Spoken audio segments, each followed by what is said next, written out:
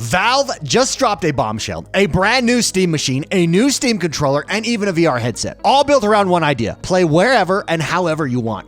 Sound familiar? Well, it should, because that's the exact philosophy Xbox has been building toward for years. While most people see this as Valve stepping into the console territory, what it really proves is that Xbox's long-term strategy has been right all along. Gaming's future isn't about exclusive boxes. It's about open platforms, freedom, and access. And suddenly, even Valve is playing Xbox's game. Let's jump into it and talk about what it means for gaming. All right, so Steam dropped this video today, and is it playing? It is playing. They're just talking. Let me fast forward. Where they unveiled a few things. They unveiled the Steam controller, which I have to say, the Steam controller looks pretty cool, if I'm going to be honest. You've got the improved track pads there, magnetic thumbsticks. It just looks good. They also dropped the Steam Machine. Now, this is a 4K capable mini PC powered by a semi-custom AMD GPU running Steam OS. And finally, they dropped Steam Frame, which is a wireless VR headset capable of both local play and streaming. The VR headset, I think let's leave that aside for now. That's a cool add-on. That's a cool peripheral. The key here is the Steam Machine and the controller. I think these are two. Every device runs Steam OS, which now mirrors Steam Deck's operating system. It's open, it's flexible, it's built for cross-device play. Genius, like it. Valve's messaging in the trailer is really awesome. What does it say? It says, play wherever and however you want. Does that sound familiar? It should. It's Xbox's strategy. It's what Xbox has been saying all along. Steam Machine is marketed as a console alternative focused on openness, modularity, and player choice. Again, sound familiar? It's exactly what Xbox has been talking about for a few years. So I think this is smart. I think this is definitely the future. I think a Steam Machine is good. Some people are touting this as a loss, and we'll get into that in a minute because I think that's wrong. Some people are saying like, oh, look, Steam just beat Xbox to the marketplace. It's over for Xbox. Well, no, it's not. That's actually incorrect. I think that this matters for Xbox fans because I think it actually proves Xbox strategy has been correct all along. I've been saying it for years. PlayStation is going to have to follow this because in a world where we all get the same third-party games, we get different first-party games, but I get a subscription-based platform that is Xbox, and I can also play my competitors' games on there. I'm going that platform all day long, every single day. Sony cannot remain closed. That's just the reality there. Nintendo may be able to hold off for a little longer. I think they're in a little bit of a different situation. But PlayStation is going to have to make this move in the future as well. It's just a reality. I think this is it. I think Xbox has been largely driving in this direction, paving the path here. And I think Phil Spencer said, remember, we actually don't view PlayStation as our competitor in the future. Valve, Amazon, Google, these are who they view as their competitors. And you can see it here with this announcement from Valve. And I think it's fascinating. I think I'm going to go through 3 points. I think Xbox saw the future first. Remember, Xbox was mocked about this. Microsoft was mocked for prioritizing ecosystem over hardware. Just look at a month ago. What is funny about this is the same content creators who are like, this is a terrible direction for Xbox. Xbox is dead, are now saying, I love what Valve is doing here. I love opening it up to everyone. This is fantastic. It's the same thing, guys. It's the same thing. Game Pass, Play Anywhere, cloud gaming. Everybody called these distractions. They're not. Now Valve is chasing the exact same concept. It's the end of exclusivity. That's what this means. It's the end of exclusivity hardware. Valve's hardware, like Xbox's, thrives on an open library. Your games follow you wherever you go, not your device. PlayStation, meanwhile, is still asking you to buy new hardware for access. That model's going to crack. That model's not going to last. In a world where everybody else lets you play whatever you want, whenever you want, however you want, that model's not going to last. I actually think the next generation of PlayStation is not going to be that. I think that people are talking about it. It's not. It's going to be open as well. You watch. Mark my words. Mark my words. I think overall, first of all, congratulations to Valve. I like what they're doing here. Absolutely. I'm behind this strategy. I think this strategy works. It works. I think Xbox, that's why I've believed in what Xbox is doing. This is the strategy. The thing is, I don't think this threatens Xbox. It's reinforcing its philosophy. To me, this is validation. Like, okay, someone else in the industry sees this as well. and it reinforces the direction that we're going. Both brands are proving that the real future of gaming is about freedom of access. It's not about plastic boxes. It's not about exclusive hardware or anything like that. And I think that's the real takeaway here. Again, I think PlayStation has crossroads. Sony, as of right now, and I think that they're gonna. I don't think that they can go into the next generation under this model, so I don't think that they will. But at least as it stands right now, they seem to be the only one still of the main console makers here. They still seem to be the only one clinging to exclusivity as a selling point. Again, well, what about Nintendo? I'm ignoring Nintendo because I think Nintendo is doing something completely different. I don't think the same rules apply to them, to be perfectly honest. I think when you have Xbox and Valve doubling down on openness, the PlayStation model feels dated, and it's going to feel more dated by the day. I'm telling you, when I pick up my ROG Xbox Ally, it's like this refreshing weight off my shoulders of like, whoa, I can play anything I want. Yes, on a device that I want. Yes, I love it. And I think this is going to set up a shift in power. The center of gaming influence is moving away from whoever sells the most consoles to who controls the ecosystems. That's the future.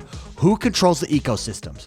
Xbox is already attempting to bridge that gap. Valve has just confirmed that that's the direction they're heading, and as a result, that's the direction the industry's heading. It's just a reality. Let's take a look at some takes here. Let me go over here. First of all, this is the website for the Steam Machine. Super, super cool. You can see here's the controller. Watch this, Bet. I love that controller, by the way. I love it. I like it. I think it's crushing it. Absolutely. This video is sponsored by something that I actually helped build, and I'm really excited to share it with you guys because I hit that wall myself, and it's called the Reset. There was a point where I realized that something was off in my life. I work from home, I play games, I make content, but I still feel and felt completely alone, surrounded by screens, but nobody's actually there. I don't interact with anybody. So I worked with a licensed therapist to figure out how to break that loop. I implemented those steps, I tested them, and from it came the Reset Toolkit. It's a free one-page guide that helps you get unstuck when life starts to lag, mentally, physically, emotionally.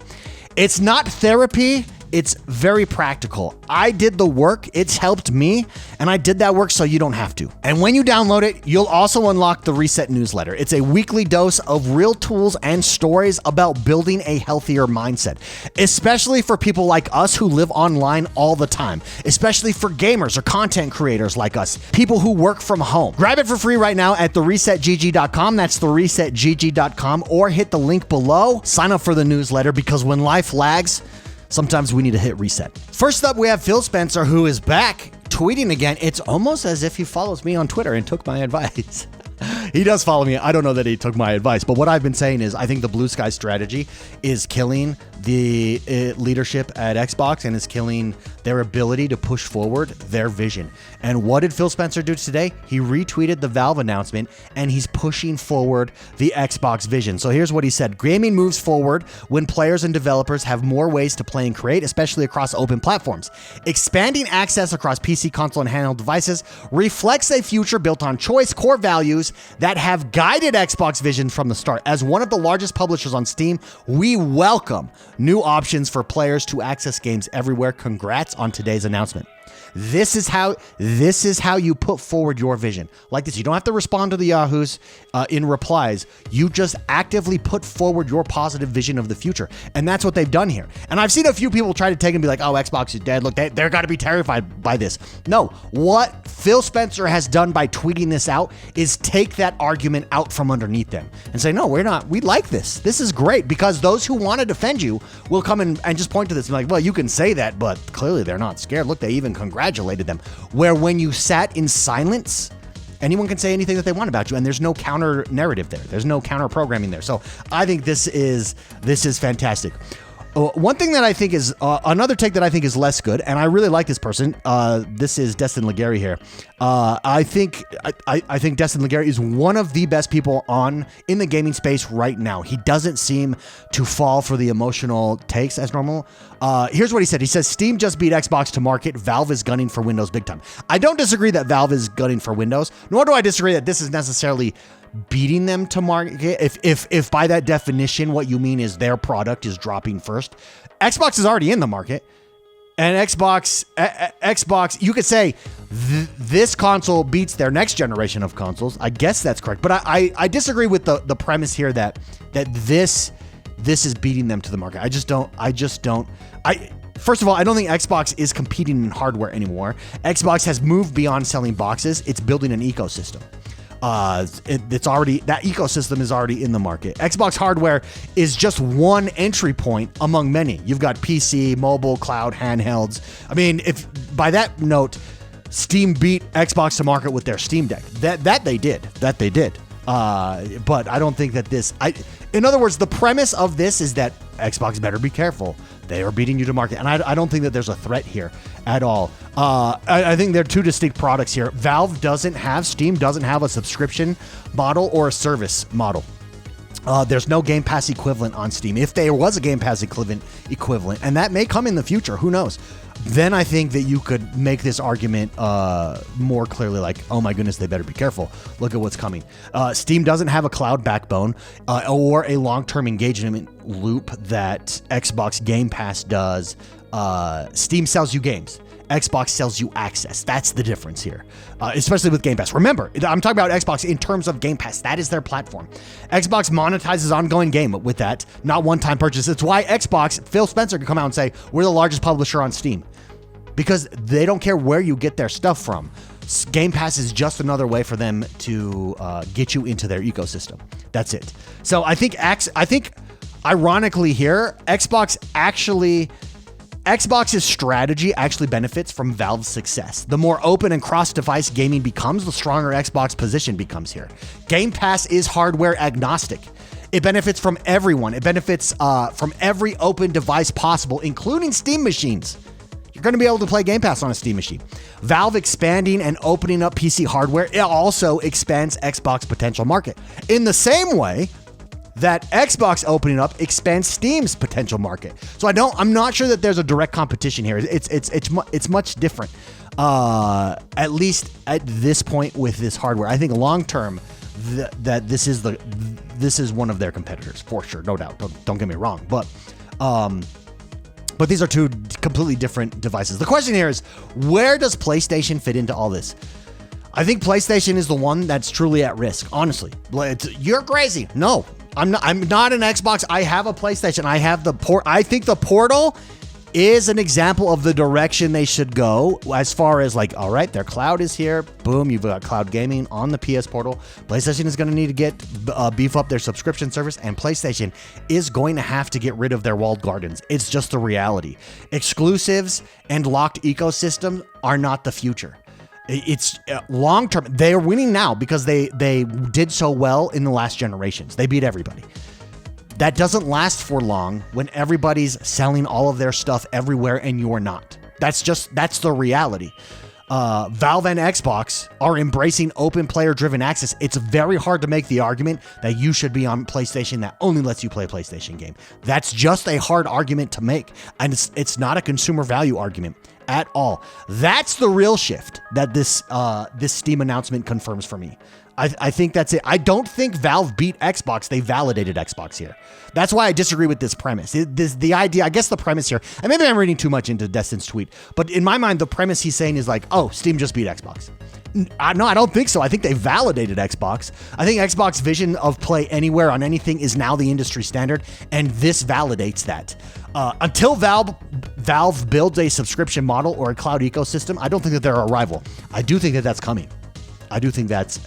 I think what they are more is a reflection of where the industry is heading, and I think that's an industry led by Xbox. Would love to know what you guys think, though. Do you think I'm right? Do you think I'm wrong? Where am I off base? Do you think PlayStation can survive long term if it keeps prioritizing exclusives and hardware over access? That sounds crazy. 10 years ago, that would be a crazy question. It's not. It's the reality going forward. Do you agree with me that Valve has essentially just validated Xbox's ecosystem first strategy and that's the future of gaming? Let me know in the comments below. Again, don't forget that like button, subscribe to this channel. My name is X1 Gamer. Thanks for hanging out. Do videos like this all the time. Like, subscribe, and I'll see you guys next time. Bye-bye.